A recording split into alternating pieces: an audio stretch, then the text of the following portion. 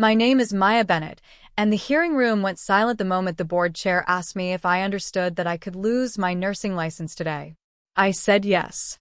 I understood perfectly.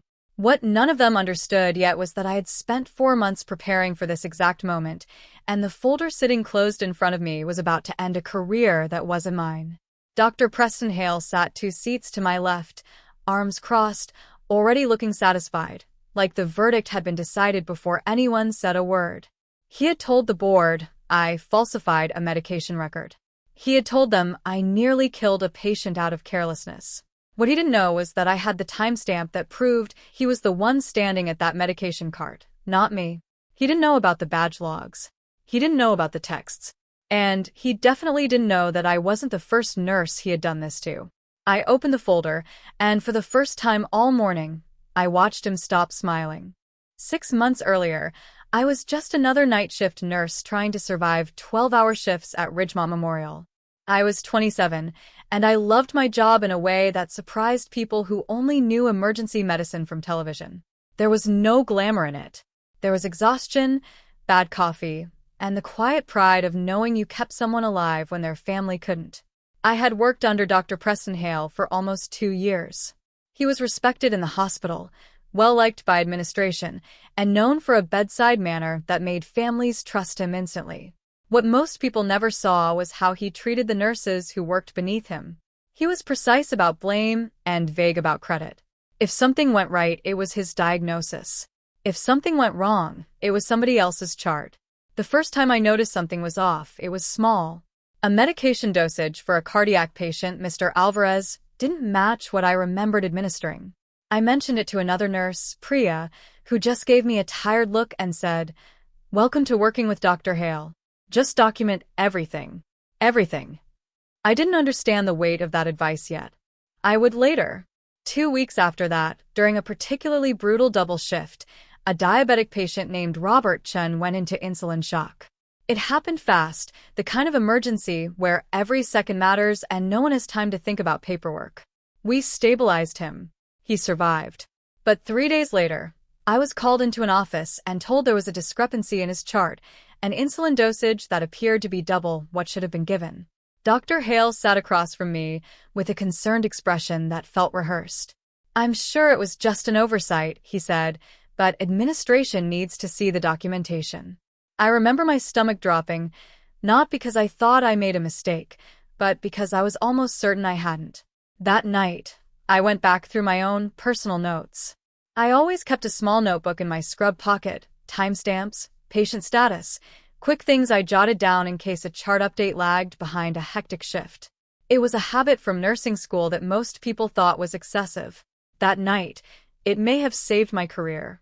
My notes showed the correct dosage, written in my own hand, time-stamped 4 minutes after administration.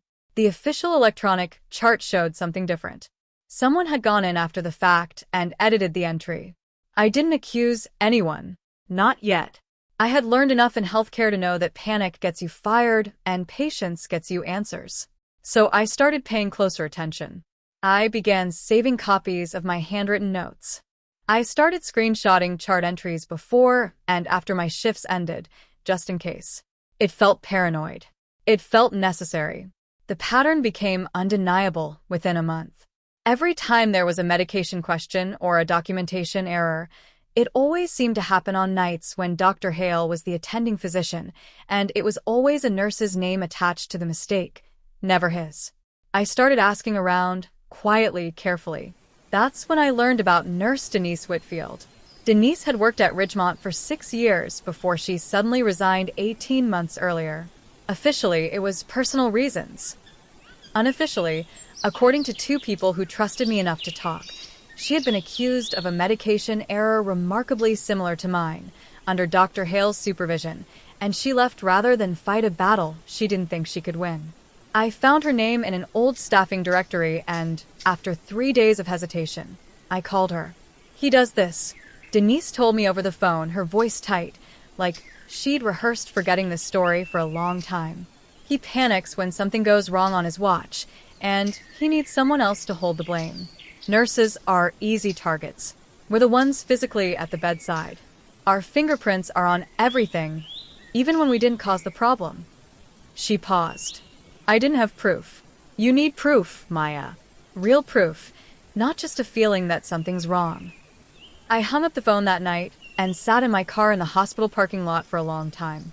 I wasn't scared exactly. I was calculating. If this was really happening, if a respected doctor was quietly destroying nursing careers to protect his own record, then a personal notebook and a few screenshots weren't going to be enough. I needed something undeniable. Something that couldn't be explained away as coincidence or a disgruntled employee's grudge. I decided that night that I wasn't going to react anymore. I was going to build a case. Building a case while still doing your job is exhausting in a way that has nothing to do with physical labor. Every shift became two jobs, the one I was paid for and the one I couldn't tell anyone I was doing. I started requesting copies of my own timekeeping and badge access records under the guise of a routine payroll dispute, which gave me a legitimate paper trail showing exactly where I was and when, down to the minute, for every shift in question. If Dr. Hale claimed I was somewhere administering medication I never gave, the badge logs would show whether I had even been in that wing of the hospital. Then came the harder part. I needed to understand how the electronic charting system logged edits. I spent an afternoon with a hospital IT technician named Owen, framing my questions carefully as curiosity about a weird glitch I'd noticed in a patient's chart. Owen, who had no idea what he was really helping me uncover, explained that every edit to a patient record left a metadata trail, a hidden log showing who accessed the file, when and what was changed, even if the visible chart looked clean. Most staff didn't know this log existed because nobody needed to check it. I did. I requested access to the audit trail for the Robertson file, citing a personal quality review project, which wasn't technically a lie. What I found made my hands shake for the first time in this entire process. The dosage entry had been modified 40 minutes after my last recorded entry, from a login that belonged to Dr. Hale himself. He hadn't just blamed me. He had gone into the system and altered the truth to make sure the blame would stick. I printed that audit trail and hid it inside a folder of unrelated continuing education paperwork in my car, the last place anyone would think to look. That was the moment the story stopped being about protecting my job and became about protecting every nurse who might come after me. 3 weeks later, a new incident happened, and this time I was ready before he was. A patient named Grace Whitmore, 81 years old, came in with respiratory distress. Dr. Hale ordered a medication that I flagged as a potential conflict with a blood thinner she was already on. I mentioned it to him directly, in front of another nurse, Jasmine, who happened to be restocking supplies nearby. He brushed me off, told me he'd already accounted for that, and gave the order verbally instead of through the system, something he rarely did. I administered exactly what he ordered, documented it immediately in my personal notes with the time and his verbal instruction, and continued my shift. Grace Whitmore had a reaction that night. Not fatal, thankfully, but serious enough to require an emergency intervention and an incident report. When the report came through 2 days later, it stated that a nurse, me, had misheard or misapplied a medication order. Dr. Hale's account claimed he had never given a verbal order at all, that all instructions were properly documented in the system beforehand. This time, I wasn't the only witness. Jasmine had heard the entire conversation. When I approached her privately and told her what was happening, what had happened to Denise, what the audit trail showed, she went pale. "I heard him say it," she said quietly. "I heard him say he already accounted for it. I'll tell you that. I don't know if I can say it to his face, but I heard it." I didn't ask her to confront him yet. I asked her to write down what she remembered, with the date, and keep it somewhere safe. One witness statement wasn't a case. It was a start. 2 weeks later, I received a call that changed the entire shape of what I was building. It was Denise. She told me she'd been contacted by a lawyer representing another former nurse from a hospital 2 counties over, a woman named Renata Cole, who had worked briefly under Dr. Hale years earlier before he transferred to Ridgemont. The lawyer was investigating a pattern of complaints.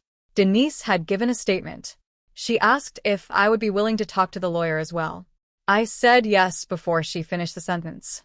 The lawyer, a calm, methodical woman named Ms. Ferris, met with me at a coffee shop far from the hospital. I brought copies of everything, the audit trail, my handwritten notes, the badge logs, Jasmine's written statement. She looked through it slowly, asking careful questions, occasionally writing things down. When she finally looked up, she said something I will never forget. "This isn't a disgruntled employee's story anymore, Maya. This is a documented pattern of falsifying medical records to protect a physician's liability at the expense of nursing staff. If this is accurate, and it appears to be, this is serious enough to go to the state board, and potentially further than that." I asked her what further than that meant. "Malpractice," she said. "Possibly insurance fraud, depending on how the hospital's billing and incident reports were affected by these alterations. This isn't just about your license, Maya. This might be about protecting patients he hasn't harmed yet." That night, driving home, I understood for the first time how much bigger this had become. It wasn't about clearing my name anymore.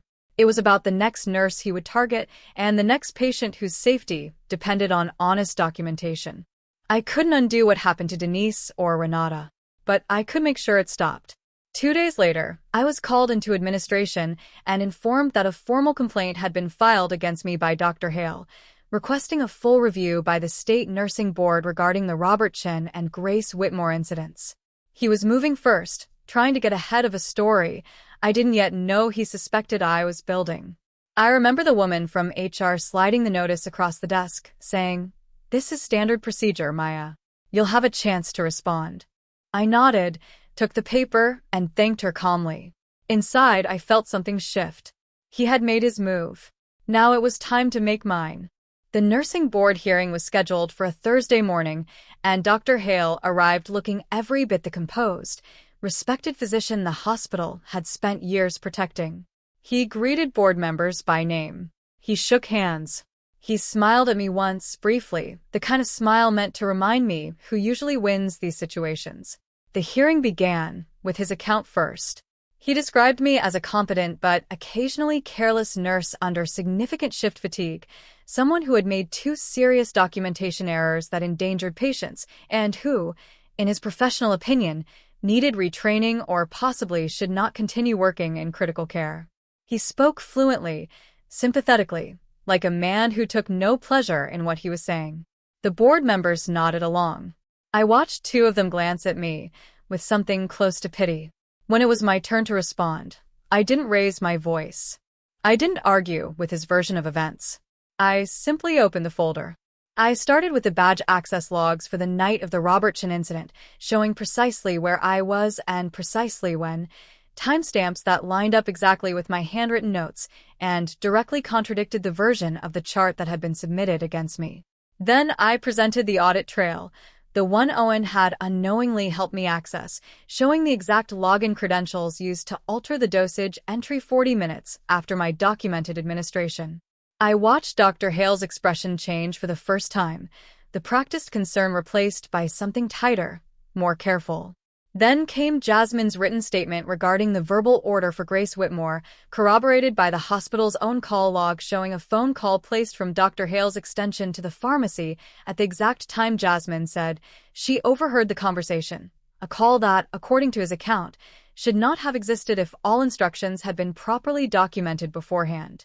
Finally, Ms. Ferris submitted a formal statement summarizing the pattern identified across 3 separate nurses at 2 different hospitals, along with Denise Whitfield's account and preliminary findings involving Renata Cole. The board chair asked Dr. Hale directly whether he was aware of prior complaints involving similar circumstances. He said he wasn't sure what she meant. She repeated the question. He asked for a moment to consult his attorney. That was the moment the room understood the truth had shifted. It wasn't a subtle shift. It was the kind of silence that settles over a room when everyone realizes they've been looking at the situation backward the entire time. The hearing was postponed for further investigation, which everyone in that room understood was not good news for Dr. Hale.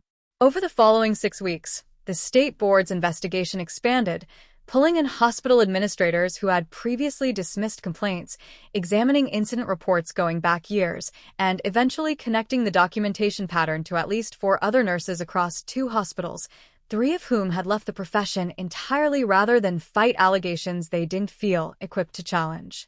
I wasn't in a room for every part of what happened next, but I heard about it in pieces. Dr. Hale's hospital privileges were suspended pending the outcome of the investigation.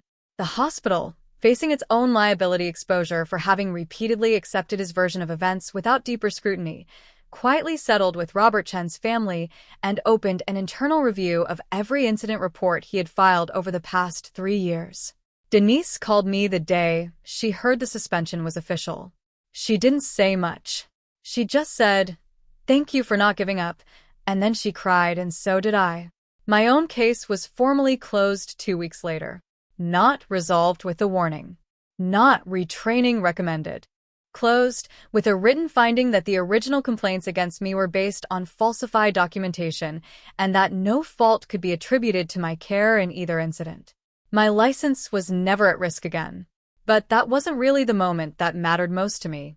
The moment that mattered most came almost 2 months later, on an ordinary Tuesday shift, when a new nurse named Camille, only 4 months into the job, approached me nervously in the break room. She'd heard what happened. She wanted to know how I knew what to document, how I knew what to save, how I built something strong enough to stand up in a room full of people who had already decided I was guilty before I said a word. I told her the truth. I told her it started with a small notebook I kept out of habit, and a decision to trust what I saw with my own eyes over what someone with more authority told me to believe. I told her that patience wasn't passive, that staying calm while gathering the truth is its own kind of strength, sometimes a stronger one than confrontation. She asked if I was angry at him. Even now. I thought about it for a moment before answering. Not the kind of anger that burns you from the inside, I told her. Just a clear, quiet certainty that the truth, when you protect it carefully enough, eventually protects you back. Dr. Hale had believed, right up until the moment I opened that folder, that his position would always outweigh my word. He had built an entire pattern of behavior on that assumption. What he never accounted for was a nurse who kept writing things down, who kept a small notebook in her scrub pocket long after everyone told her it wasn't necessary, and who understood that evidence, patiently gathered, speaks louder than any title ever could. I still work night shifts at Ridgemont. I still keep a notebook in my pocket. Some habits, once they save you, you never let go of again.